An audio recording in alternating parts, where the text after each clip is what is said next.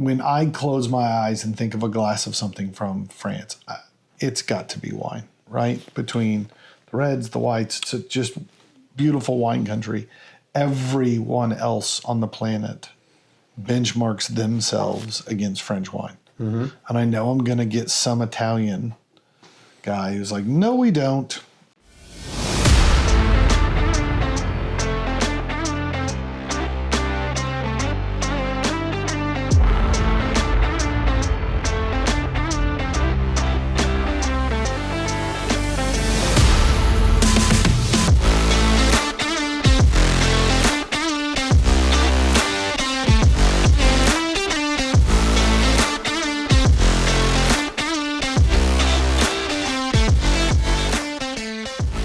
Bonjour, everybody. Aaron and Gavin here for the Noble Dram. Thank you so much for joining us tonight. Tonight. Tonight. I mean, tonight. Whenever it happens to be for you. We have donned something fun. Well, so we've set this precedence a few episodes back when we began this. I was going to give a number, but we don't know how many part series this is going to be.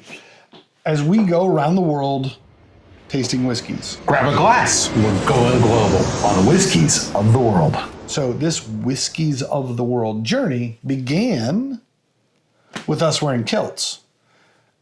And I said then, if Gavin says get dressed up, I'm getting dressed up. I think I may have overshot. I feel fancier than Gavin. Excuse me? Or I feel pretty fancy. Or I feel more Hugh Hefner-esque. Yeah, that's probably... For sure. We're going to head out to the hot tub here in a bit. Ridiculous. I don't know about that. So the reason we decided to dress up tonight is we went to a very cultured and classy country this time. Yep.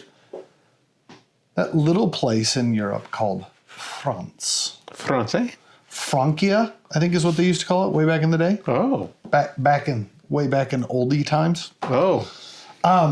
So tonight we will be sampling the French whiskeys, which means we need to get started. Yep. Gavin, would you be so kind as to present?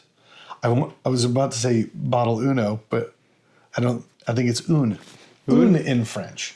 So before we do this, I would like to see if my good buddy over here can help pronounce this for me. Yeah, we went to the store and we asked for a French one, and they said, we have this one. I was like, perfect. That will work great. I want to say Bellevoye because that sounds French, but if you told me it was Bellevoye, maybe? No, I'm going with Bellevoye. Bellevoye. Is that it? That is it. Hold on. Golf clap. It's way more impressive when everyone finds out you told me about 12 times over the last hour and I couldn't remember it. Yeah, it's pretty true. I've said it wrong every time until now. I was really hoping that you'd go on and... Bellevoye? Yeah. So this is a brand spanking bottle. Brand spanking new. I like this. So Bellevoye. Sorry. This is what happens when you crack a new bottle. Such a lovely sound. Do you want to smell my cork? It even sounded French. So you tell me. I almost said, "Tell me when." Oh my Lord! I hope I like this one. If not, we'll be drinking it. We'll be going down together, brother. No. All right, so I've got confidence. If there is one thing the French are good, it's food and drinks. Food and drinks. Yeah. All right, so Bellevoye is a distillery. Well, I guess I should say they're more of a blender than a distillery. Okay. So they are known for their triple malt, meaning they source whiskey from 3 different distilleries in 3 different regions. All within France, though. All within France. Okay. Just still French. Yeah, distill French. We're just gonna keep using distill Whenever we can. Yeah, I got you. And so what they do is they age the whiskey on the premises of the 3 different distilleries, and then they're transported to Bellevoye, where then they age an additional 9 to 12 months in a certain cask or a certain special finished barrel. So, unlike I think a lot of bottlers that will go buy relatively young stuff and bring it to them to age, they're leaving it to age in its original location. Right. And then bringing kind of the aged product. And then, I guess for lack of a better term, vatting, that they create that blend and then put that into barrels. Essentially. It's an interesting technique. I don't know if I've ever heard of anyone doing that before. Yeah. So, before we really dive deeper into the Bellevoye, a little bit about French whiskey. Oh, don't steal all of my stuff, because I've got a bunch of. You want to talk about? Let me give all of my bits, and then you can sprinkle in nuggets later. The professor needs to talk. I don't like you calling me professor. I love it. It makes me feel way fancier than I am. You just said This jacket you aside. dawned on This jacket aside. the fancier jacket. All right, so one of the first things, and I don't know why we didn't point this out before, but there has been a debate over the spelling of whiskey, and it has become quite prominent when it comes to looking at whiskeys from around the world. So, Scotland, no Y. Or sorry, no E. There is a Y. No E in whiskey in Scotland. American single malt whiskeys, or whiskey, no E. Japanese seems to be a little bit of either or. I would say predominantly no E. Irish? No. They have to have the E back in there. French, we're back to no E. So, right off the bat, just kind of giving you a little bit of lay of the land of where we have come from and where we're going. In the comments, can people go in and put, are you an E, Y, or just a Y? Just type that in there. That would be funny. Maybe we should say, if you're an EY, explain why. Oh, that would be good. That would be much more complicated. Yeah. All right, so French whiskey specifically has, I'll say France is a huge consumer of whiskey. I didn't realize quite what luscious the French were until I started doing some research. So you didn't know how luscious they were? No, they are. They are luscious. They're luscious. But the idea of distilling whiskey in France is relatively new on a large scale. Mm-hmm. Currently, over 100 different distilleries in France. And in addition to that, almost 20 independent bottlers, right? So Bellevoye would be in the bottler category. Bellevoye. And I think we all understand that in France, distilling has been around for a long time, right? Think brandies, think cognacs, all of those kinds of things. But ultimately, the distilling of just single malt whiskeys is a really, really new thing. So I don't want to get too much into that because I think we're heading there on our next bottle. But I made reference to the French being big drinkers. So France, #1 alcohol consumption per capita on the planet. On the planet. Well, yeah, yeah, on the planet. I feel confident there's no like small little island that has no country it claims that's more. They drink 2.15 liters of alcohol per person, or of whiskey per person per year. I was going to say, I thought you were saying per Which day. sounds like a really small amount compared to how much I drink, which troubles me a little bit. To put that in perspective, the United States, that number is 1.4 liters per person per year. So about 2/3 of what they drink in France.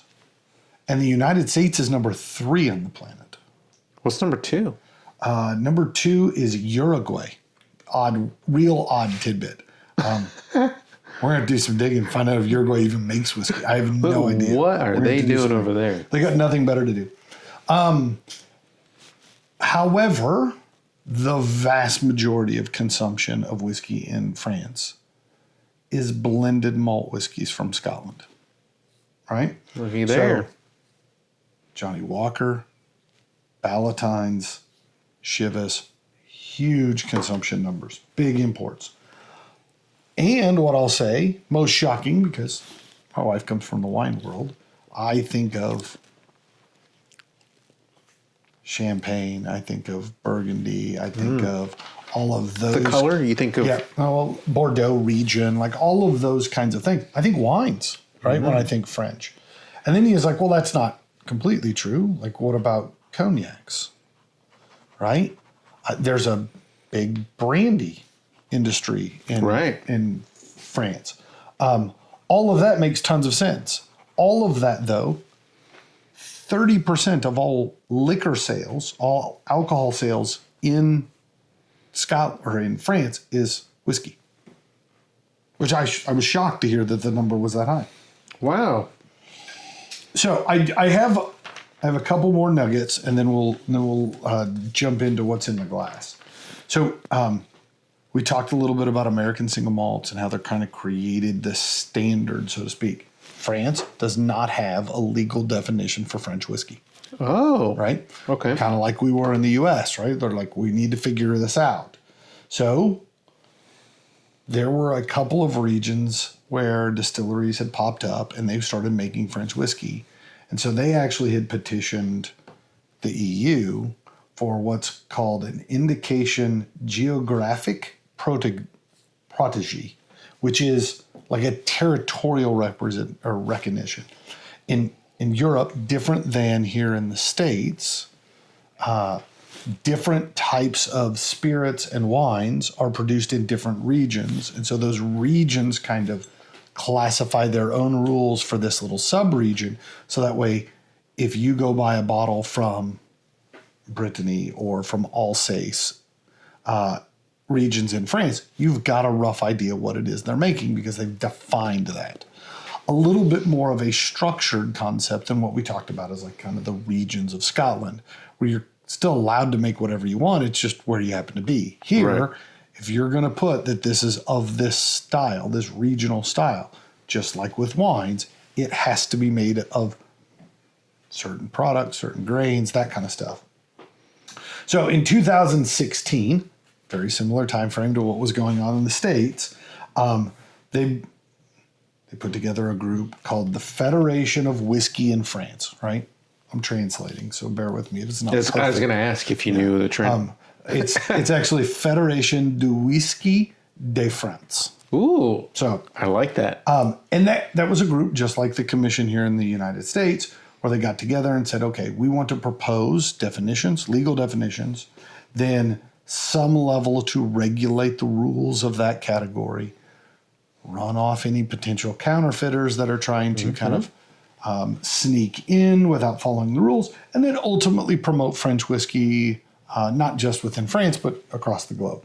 So that being said, all of my next nuggets actually start leading into my bottles. I don't want to get down that rabbit hole.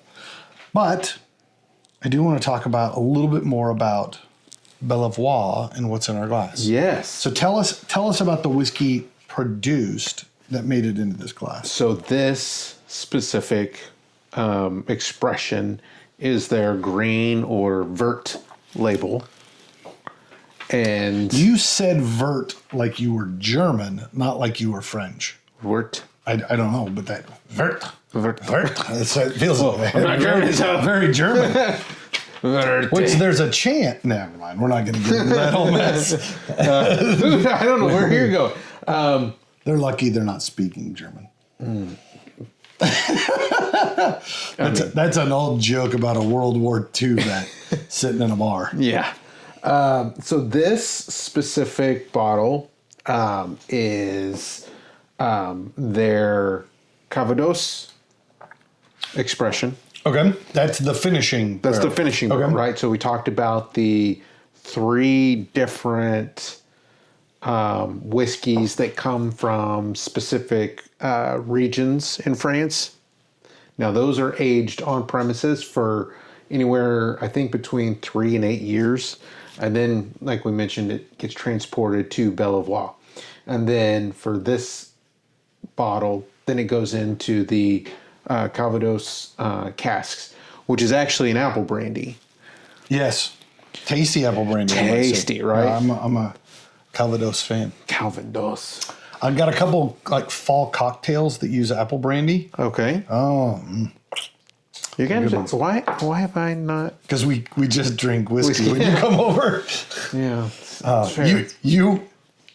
You are the kind of person who enjoys a straight whiskey, so I don't have to mix it with fruit juice and other things. I'm a one-trick pony. No, we got a lot of different tricks. Feed me whiskey and I do tricks. That's nice. I like it. We'll create a T-shirt that says that. Being that it's apple brandy finishing cask, I'm guessing you might get a little Yeah, no, apple. It's a little more tart apple than maybe green or than like sweet apple, but I'd certainly there. I'll be honest, it's not as overwhelming as I thought it might be when you said it was a Calvados finish. I've had some Calvados finished whiskeys that I thought were too much apple, but I wouldn't say that on this one. So, I think well, first off, what do you get on the nose? So, I'll be honest, not much. The there's just not a ton going on in the glass on the nose. Like a lot of times I expect to get grain notes and stuff like that. Not much. It's pleasant, right? It's soft. It's light. There's a little bit of sweetness to the nose, a little bit of dryness to it, but not a huge amount. Not a huge amount. All right. How about yourself, though? I think it smells a bit of forbidden fruit. Good Lord. Good Lord. We need you. We need you with no shirt on and a sport coat if you're going to start talking like that. I don't know if anybody needs that, but I think it would fit. Yeah, like, wait, I mean, what, a couple months ago we went through the Christmas season and like all of a sudden the world is filled with the almost indeterminate commercials for colognes and champagne and perfumes. That felt very much in that sense. Well, and maybe that ties beautifully with the French, right? Right. All right, hold up though. I know we got a little ahead of ourselves here because we started talking about tastings, and I just enjoy tasting.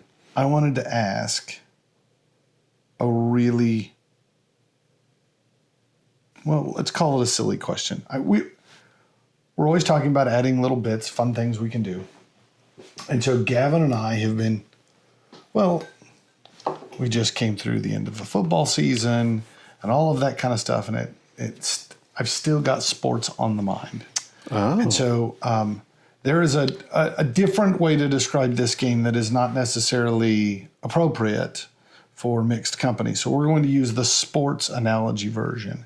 And we're going to call it start, bench, cut. So I'm going to give you 3 things. You have to decide which one. I like when you give me things. Which one is a must? I cannot imagine not having that is my starter. He has to play. Okay. The number 2 is like, hey man, that's a good one to keep around in case the starter gets hurt. Right? Now I may need to bring him in. And then the bottom one is like, hey miss, you didn't make the cut. Like you're done. Okay. So this is French whiskeys today. France is known for fine cuisine. Oh, yep. So this is the start, bench, cut of French foods. Okay? Your 3 options I put French in the name of all of them, so it makes it easy. French onion soup. Classic French dish with cheese and pastry on top of just rich, delicious gooiness. The quintessential French fries, not actually from France, but I get it. And then perhaps I would say the greatest of all morning breads, French toast. So Gavin, the question to you is, start, bench, cut, French onion soup, French fries, French toast. Start, bench, cut. And so do you cut first? That's what I'm trying to. Do you just eliminate the one you're like, oh, that one's easy? Or do you have one that like, no, that one's clearly the favorite. That one's got to start. I'm kind of running it from both ends, right? Like, it's a tough way to burn a candle. I know, right? I just snorted too. That was pretty good. Right off the bat, French soup, out the door. French onion soup is You're gone. gone. Huh? Oh man, You are gone. French soup. You. okay. It's an understandable position to make. I might say it's perhaps the most decadent and delicious of all three of the things there, but I understand where that doesn't make the cut. I'm done. I'm done with French soup tonight. No, you're done with him forever. He's off the team. Yeah, Dude. like you're done. You're gone. He's playing for the Raiders next season. No. It's arena football. That's right. Oh, the XFL? Yeah. Where are we at?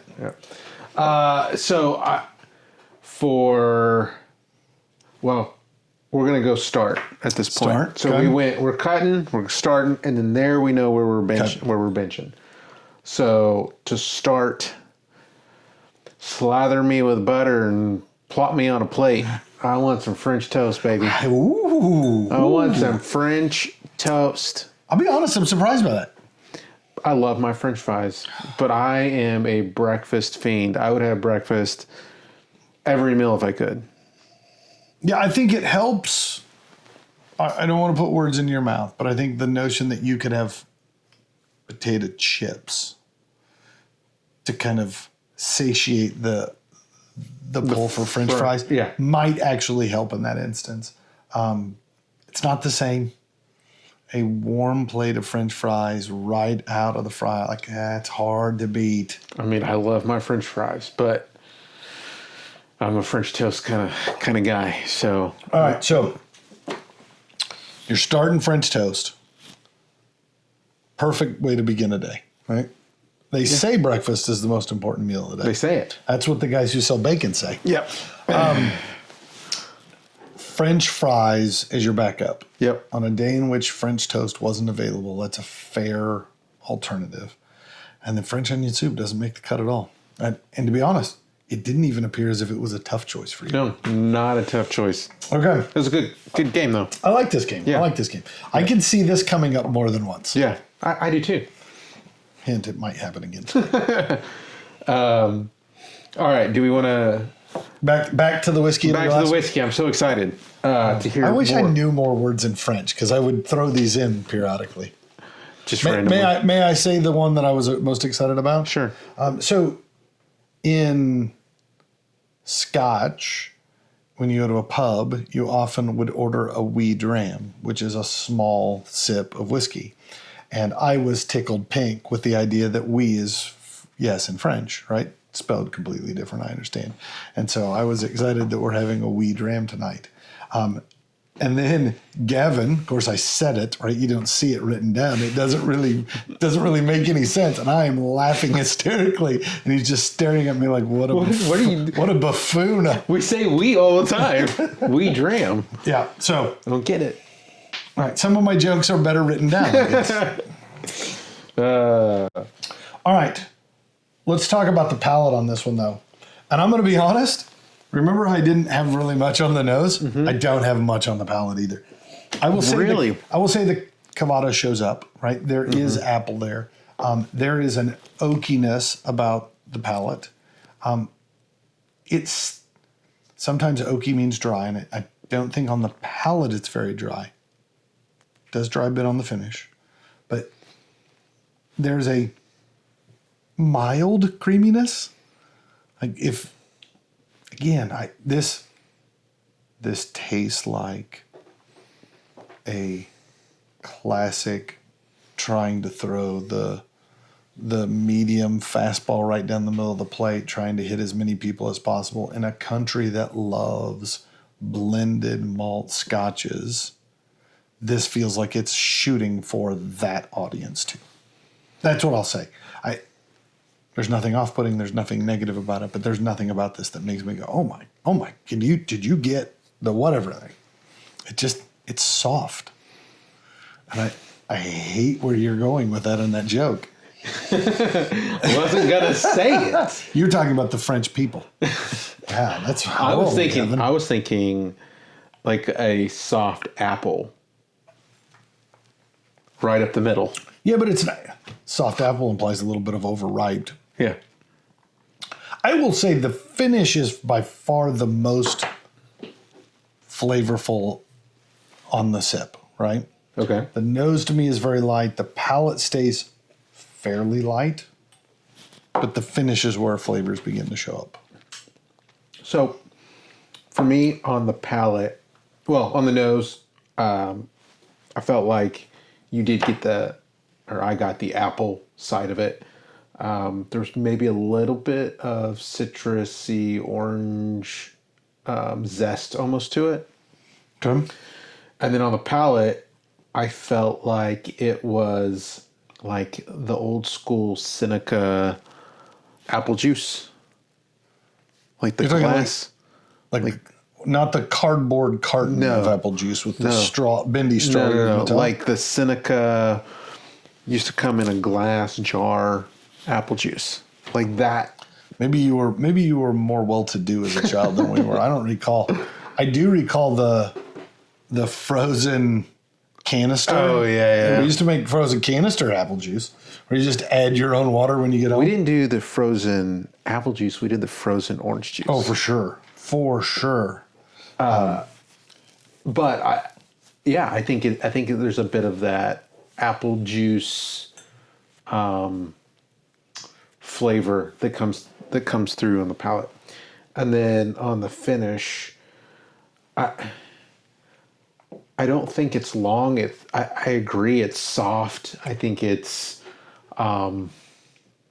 approachable. Like it's not long and lingering.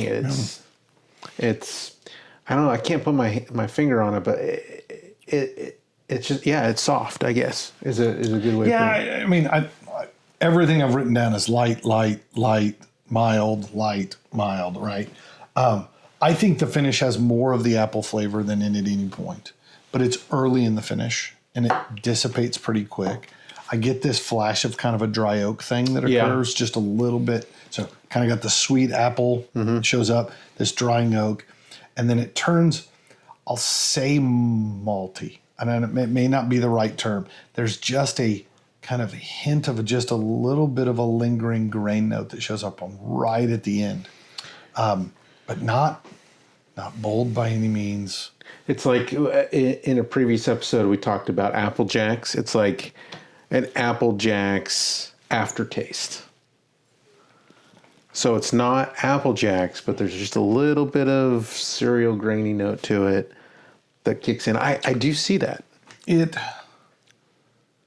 reminds me of like what I would expect the little carton of apple juice, right, that you put, but has been left in the car for a little bit and it's hot and it's like that like kind of aftertaste that shows up. I know that doesn't translate to the audio only version. Is me making faces about how much I don't like. Go back and watch the video. Overall, if you are not a whiskey drinker, and you're an apple brandy drinker,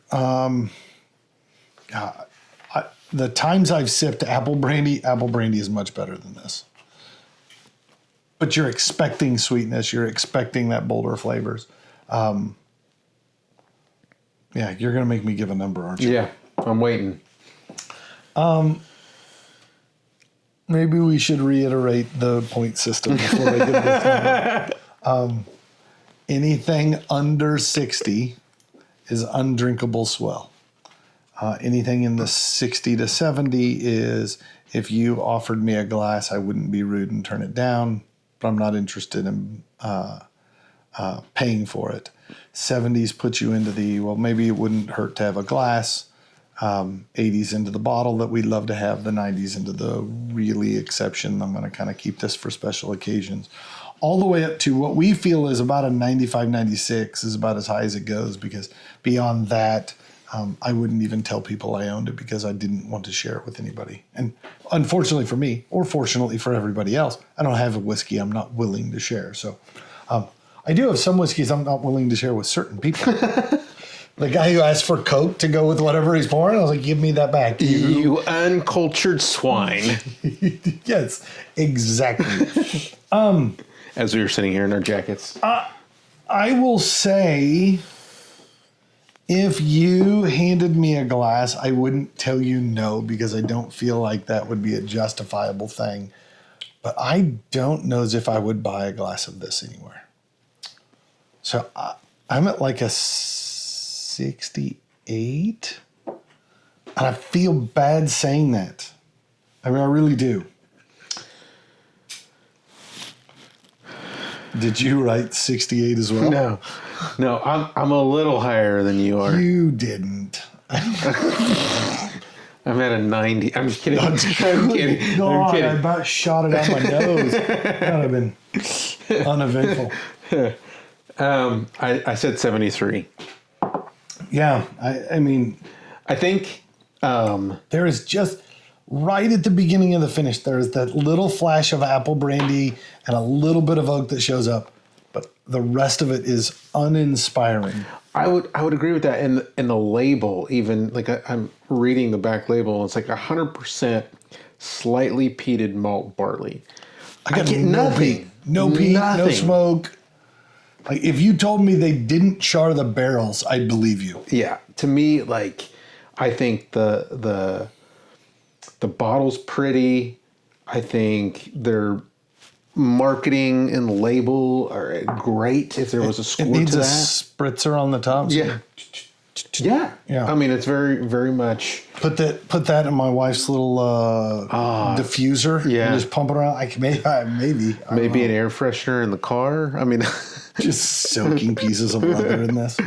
But the problem is, like, there is nothing about the nose or the palate that is bold enough that I'm like, yeah, we should fill the room with that. yeah, I agreed. So sorry, Bellevoye. It's just, if I had to cut this. Instead of Bellevoye, it's Belleneau.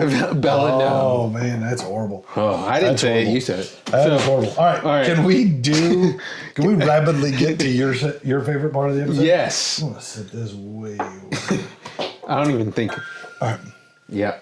I'm glad we started with that one. Is that a nice thing to say? Yeah, I think so. I have high hopes for this one, mostly because I've actually had a sip of this one before, and I'm positive it's more enjoyable.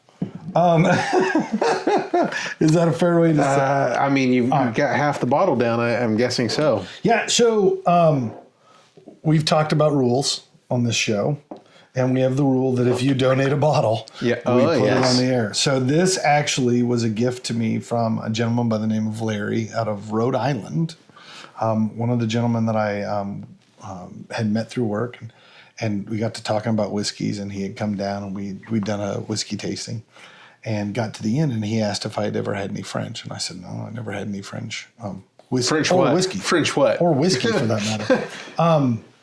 And so a couple days later, a package arrives, and this is in there, and he says, hey, this is one of his favorites. Wanted me to try it. So, Larry, thank you very much. As you can see, so far I've enjoyed this. So let me go back. We were talking just a little bit. I'm going to start pouring here. We talked about... Yeah, I need a mouthwash. We had talked a little bit about the French industry as a whole in distilling and whiskey making. And it wasn't until 1993 that France had its first distillery dedicated to making single malt whiskey. 1993 is when they began. The first product actually launched and they poured their first bottle in 1998. And that's Armorik. Armorik? No, Armorik, I think. I looked this up and I can't remember these things. Armorik? So, Armorik?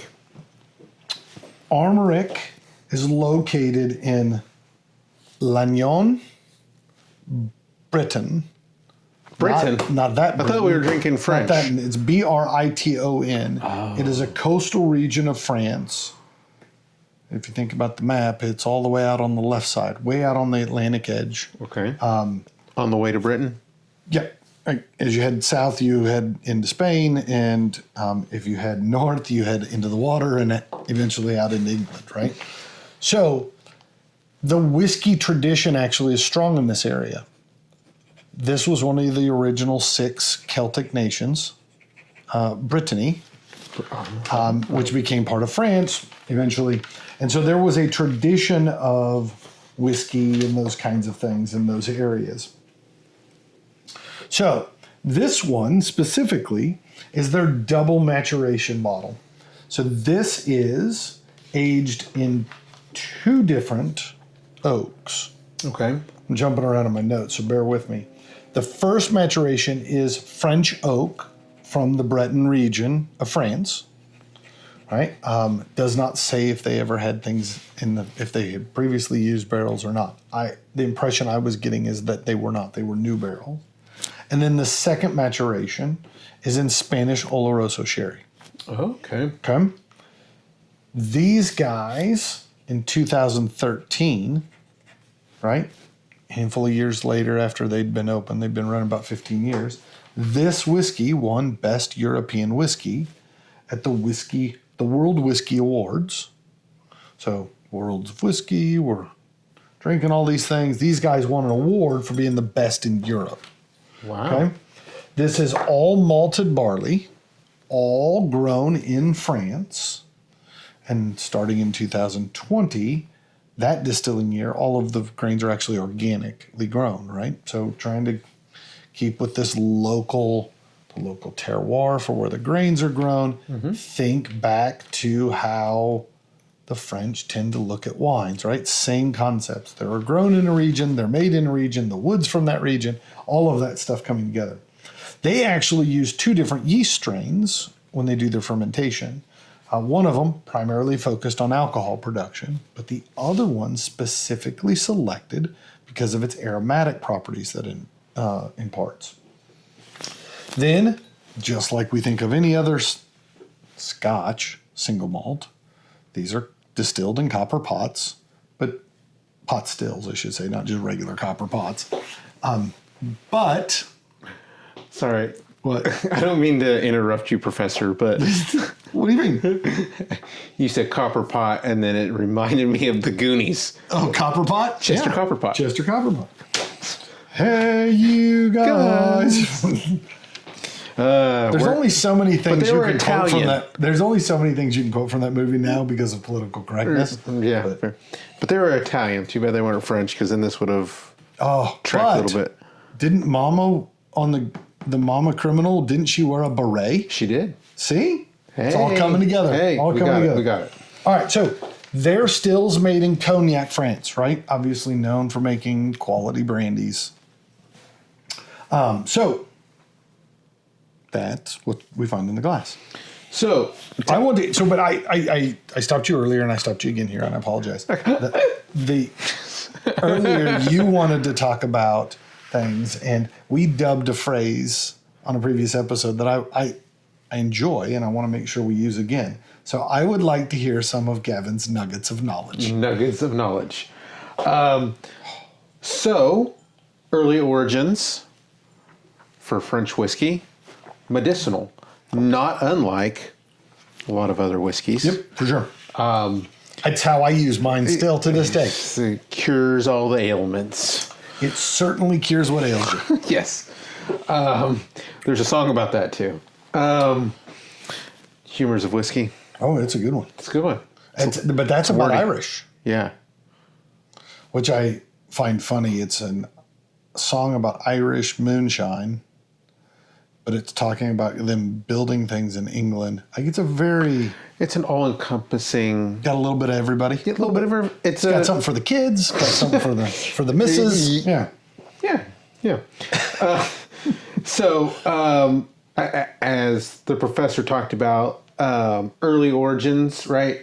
1700s or so, right? Long time ago. A long time ago. There was actually a royal ban on whiskey production in You said band like they made it outlawed. When you said there was a royal band, I was like, is it a marching band? I mean, Yeah. I mean, String quartet? if they were drinking whiskey, there probably was. I feel like you got to have a tuba if you're drinking whiskey. Can have a tuba? Yeah. Oh. All right, go on. To toot. So King Louis XIV 14. See, these are Roman numerals, not French numerals. Yeah. No, but that's 14, yeah. So 14. He actually put a ban on grain production so that, because he was afraid that the whiskey production would outgrow the brandy and wine industries. Oh, so his rule wasn't that you couldn't grow grains. It was that you couldn't use grains to make spirits. Okay. Yeah. That makes more sense. I was like, people go hungry. Yeah. That kind of trick. And then again in 1789, there was a famine halt to prioritize food during the French Revolution. So again, we're drinking things that are made of grains and nutritional, that has nutritional value, right? So I like to say I'm getting my Wheaties and things in my glass. No, this is most of my carbohydrates. Not from whiskey anymore. And water. There's water in here. I'm hydrating. Yeah. And maybe dehydrating at the same I'm time. getting ready for my marathon, carbon up. Yep. So just a few Gavin's nuggets of knowledge. Yeah. All right. So, are you ready to talk about some fun? Is this turnabout is fair play? Yes. I don't know if that's a French saying or not, but So I do like tennis, and that's got a little back and forth. yeah, a little volleyball. You want to volley? French volleyball? Ooh, French volleyball. So we talked about. I'm not sure what that means. I don't know either. Take it as you will. We talked about start, bench, cut. Okay. Right. So Same rules still apply? same rules. Okay, because still normally apply. when we play these games, you run with a different set of rules, and I just want to make sure it's like you get two starts and one cut, something like that. Because I'm a rule breaker. So I want to talk about your start, bench, cut for these three French beverages. Okay. I'm nervous. Wine, I think that's a quintessential. champagne, Champagne. Yeah. and whiskey. Whiskey. All right, so one, I think this is a fitting question. France is known for fine foods and fine beverages. So the fact that we've done a food game and a beverage game. Did it pair really well? Yeah, I think it does. This is, just like you, one of these is easy to eliminate for me. Okay. I'm not a bubbles guy. I'm not a champagne. My wife absolutely adores champagne. Would drink it every day. To me, I could go the entire rest of my life without never having another glass of champagne and be totally fine with that. So that's the easy cut. The hard one comes when you get into whiskey and wine. And so what I'll say is Armorik is coming a long way in making whiskey be that selection. If we were only doing this after the first pour, this would be another easy answer. But I do like the Armorik. But what I will say, when I close my eyes and think of a glass of something from France, it's got to be wine, right? Between the reds, the whites, it's just beautiful wine country. Everyone else on the planet benchmarks themselves against French wine. And I know I'm going to get some Italian guy who's like, no, we don't. We are better. Like, I get it, right? But yeah, everywhere you go, we were in Oregon and they're pointing out that, we're the exact same latitude as Burgundy and those kinds of things. So I would say my starter is French wines. Let's put on the bench. Let's put French whiskeys because I think there's good here. They're not all these are not all stars, but they're serviceable, right? If wine goes down with a knee injury, bring in the whiskey. And then champagne, you can be the water boy for all. What would be a utility player for you? You're talking, part of this is, I guess your utility player is a starter. Oh, well, I guess it could be just your all around, like maybe not a starter. Does it have to be French? See, this is Gavin, right? He's like, here's the premise. We're gonna pick three, and you have to pick which one is the keep, which one's the keep around, and which one's the gotta go. And then he's like, okay, but what if? So when you say utility infielder, do you mean of whiskeys? Like, what would I consider to be a run of the mill thing, or is this like of the wines? I would say my general of any go-to? other French beverages. Okay, I'll say this. In the world of classic French beverages, Perrier sparkling water would be your utility infielder. I'm so hoping you'd say that because that's what I was hoping. If You already had jokes built for it? Yeah. Okay. I couldn't. What is the joke? Well, no, I was just going to say, if whatever you were going to say, I was going to say like mineral water. Yeah, I think that makes sense. And for those who like a little bit of the hot weather flair, Perrier makes a lime flavored Perrier, and take a nip off the top of the bottle and fill it back up with some decent tequila. That's a pretty solid hot day out by the pool sipper. There you go. Yeah, so I've got no problem with that. It's not whiskey, I understand. And to be honest, tequila's not French in the least. But yeah, that's a good way to get your French-Spanish War Remembrance Day kicked off well. See, I'm assuming there was a war between Mexico and France at some point. I don't know. Don't you like kind of where it goes when I go off the rails? That is not the way I would word that at all. We try so hard to put together a reasonable plan. We have missed every mark so far in this episode. We have been all over the place. None of this has been in order. And we finally get to the one where like we've done two things in a row. We've made two appropriate transitions. And then he throws this, but what if there was a fourth? Nonsense into the pick three game. Goodness. It does keep me on my toes. It does. It does. Twinkle toes. All right, so let's talk about what's in the glass, because I don't want to speak for you, but this number is going to be higher. Yeah. Yeah. This one actually tastes like whiskey. It does. And thank you for letting me use your pen, by the way. Oh, no, it's my pleasure. For folks out there. Yeah. I was afraid you were going to have to go. It's out. Well. At least. Did it work? Yeah, it did. I've got a gift.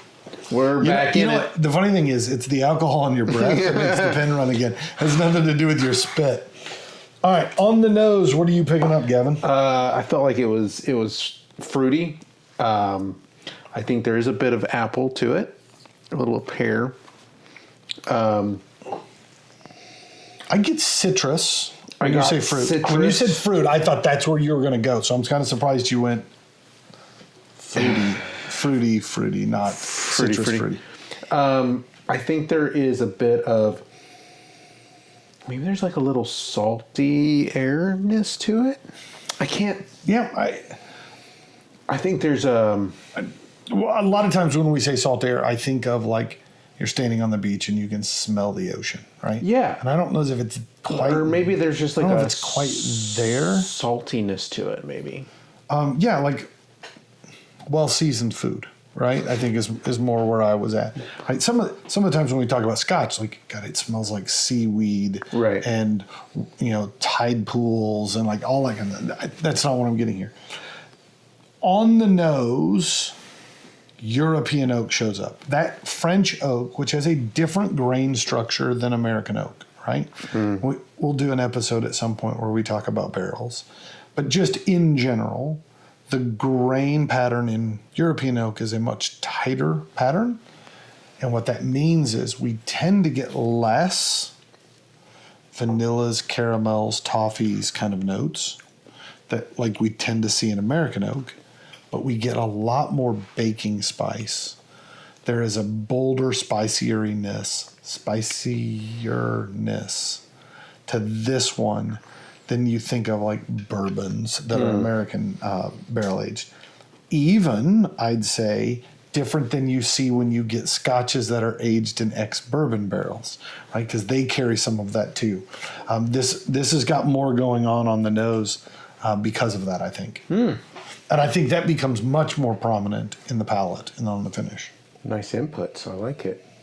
You had your nose in the glass, so I started talking. I get honey on the palate, though. Like, this gets sweeter. And I know I just said you don't get as much sweetness in European oak. It's still oak, right? There's still a little bit of that. And that could be a bit of the Oloroso. Right? Yeah.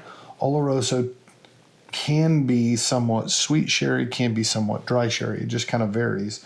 And so, to me, those kinds of flavors, the darker fruit notes and stuff, start to show up on the palate.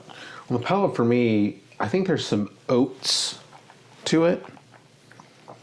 Oat, like with a T? Yeah. Okay. Like O-A-T. Not a K. Oaks. Not oaks, but oats. Well, I actually wrote down oak too. I think oaky oats. I think the first sip of actually something that tastes like whiskey. I just thought of honey bunches of oats. All right, a cereal, and it's like honey bunches of oaks. I like it.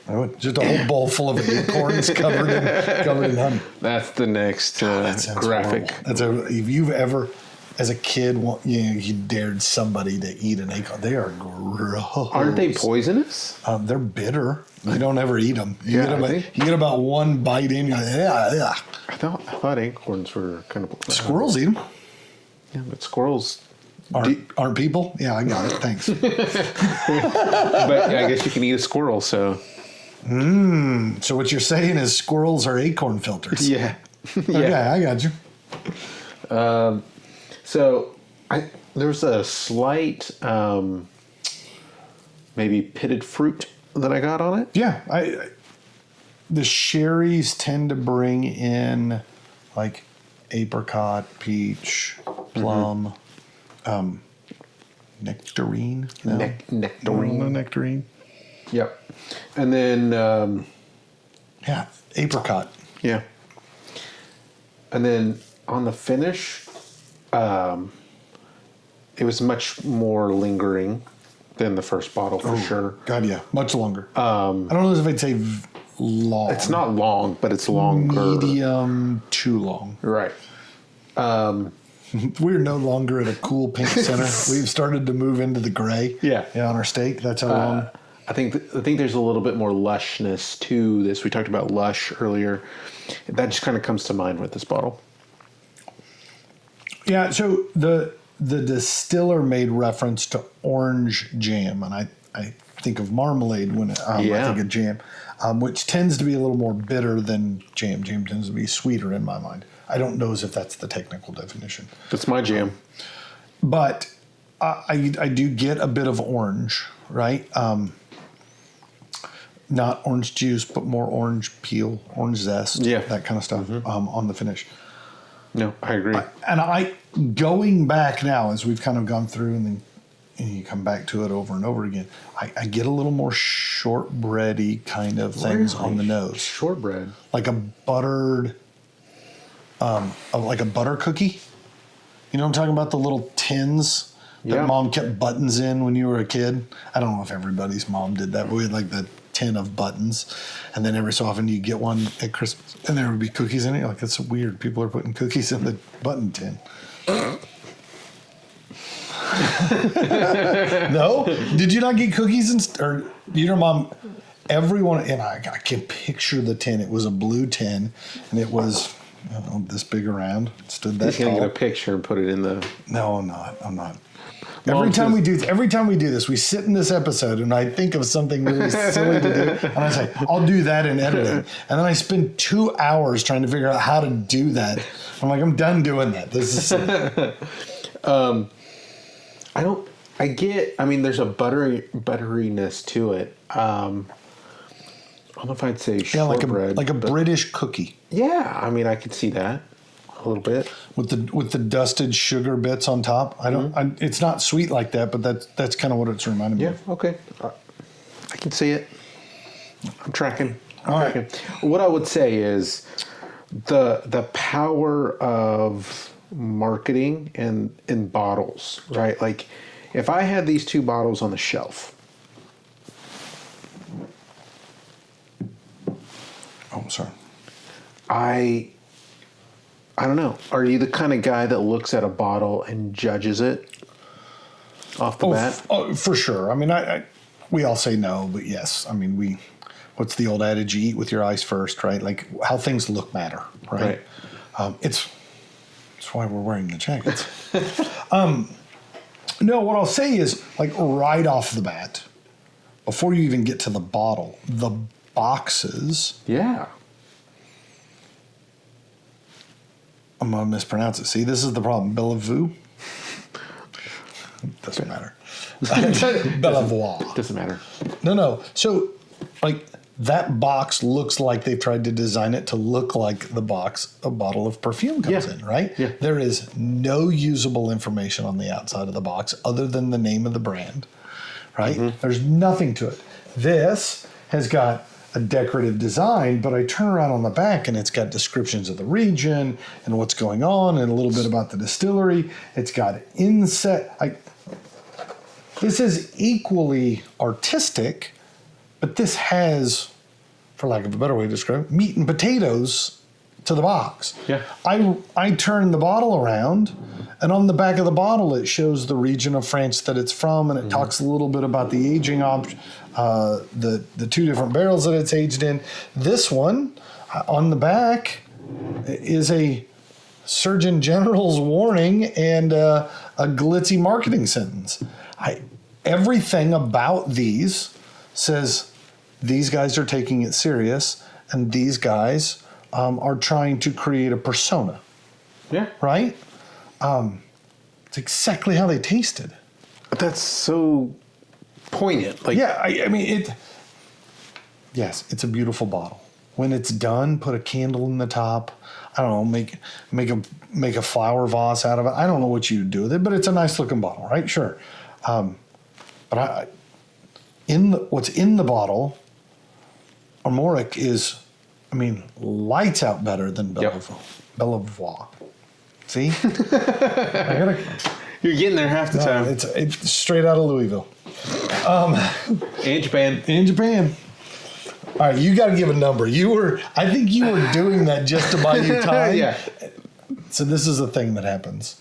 Every so often, Gavin will ask me a question, or I'll ask Gavin a question, and we will start some other side conversation in an effort to buy us a smidge of time, only to get caught up in what we're talking about and forget to go back and give some thought as to what we were trying to think of. You have to give a number to this. I am at a grateful 88. An 88? Yeah. You do like this one I do. a lot. I like it. I had to temper my excitement. Okay. I'll explain. But tell me more about your 88. So my 88 is, I'm pleasantly surprised by it. As somebody that... Especially where tonight started. Yes. This really was shockingly good. I was really hoping that the Bellevoye... Dang it, now I'm starting. Bellevoye. Bellevoye. I was really hoping that this one would knock it out of the park for me. You wanted to. I want, and I always, I'm the cheerleader for everyone. Like, I want everyone to be up here. But tonight, it just... Except for French onion soup. That's right. It's out. That guy's out. It's gone. It's gone. He's out of his. Screw you, French onion Out of soup. his. All right. So, when we chose these bottles, and I was looking at them, I was like, "Oh, this one's gonna get it." Like it looks fancy. It looks so fancy. It just didn't hit the mark. And so this one, it checks every box except for a few. Quick question: Is this your first foray into French whiskeys? No, Okay. Do you recall if you liked the French whiskeys before this or not? I've had a few. One of them with you when we were at another whiskey expo. And I was uninspired by that bottle too. Yeah, for sure. And so I don't even remember the name of the bottle. Yeah, That's I don't remember it either. But I do remember the gal who was pouring it. Of course you did. No idea what she was doing. Yes, that was pretty fun. She didn't get I didn't get the impression she was hired for her knowledge. No. So I would say most have been uninspiring. This one, I am just like, I want a bottle of this. Like, I think this would pair really well with the bottles I have on my shelf. But now I'm interested to know. I went back and tried the first one just to make sure I didn't like it. So was it like apple juice? No, it's different, right? And put a different whiskey down the pipe, right? Like it's different than it used to be. Bad. Still not a big fan. All right, my number 86. I think this is a solid bottle. I think this is a good one. I will say I probably was leaning closer to 88 when I first went to write my number down. And then I had to temper my excitement to say, perhaps I'm just so excited about this one because I was so disappointed in the first one. This is so much not like the first one that I probably raced into it. This is like, my fear was this was the rebound girlfriend after you just got dumped, right? You're like, I need another one. And this one's way better than the last one. No, this... going back and resampling the first one, this is a distinctly better bottle. Major kudos to Larry. I could not agree more that this is a quality French. I have had other Bellevoye before. We ended up on an Air France flight, and that's the single malt that they had on there. And I remember also being a little less than inspired by the other one. I don't remember the color. Like they're all in different colors, and I don't recall which one it was. But it's enough for me to probably not buy more Bellevoye. Yeah, I think for the Bellevoye, if you were to put anything to it or in it, I think it's just gone. Like, there's not enough. Yeah, could you pour that with cherry cola? I'm sorry, I couldn't help myself. We're going to have to do a different episode. Like, what do you do when you sample a bottle? Like, I don't like that one. Yeah. And I have to figure out what to do with it. Give it away. Well, call me. DM us, and we will see what we can do. We'll pour out little samples for y'all. Yeah, we should be able to get about a dozen out of there, so there will be a dozen giveaways. All right. So, good one. All right, so we need to do a better job at this. We always say cheers and Salangeva because those are American and Scotch toasts. This is French toast. So we did some digging. Did you hear that? We did some digging. The one that I actually like the most is the phrase chin chin, which is to simulate the sound of glasses clinking to say cheers. Right. So, chin chin. And pinkies up. We want to thank you, our noble listener, for joining us. We believe each whiskey has a story, and so do you. So give us your thoughts by leaving a comment. And if you have a whiskey you'd like to see us share, let us know. You don't want to miss a single episode, so subscribe to our YouTube channel. And make sure to like and follow us on Facebook, Instagram, and TikTok to stay up to date on the Noble Dram. And if you find watching us difficult, you can always listen to each episode on Apple Podcasts and Spotify. As always, be noble And enjoy your dram responsibly.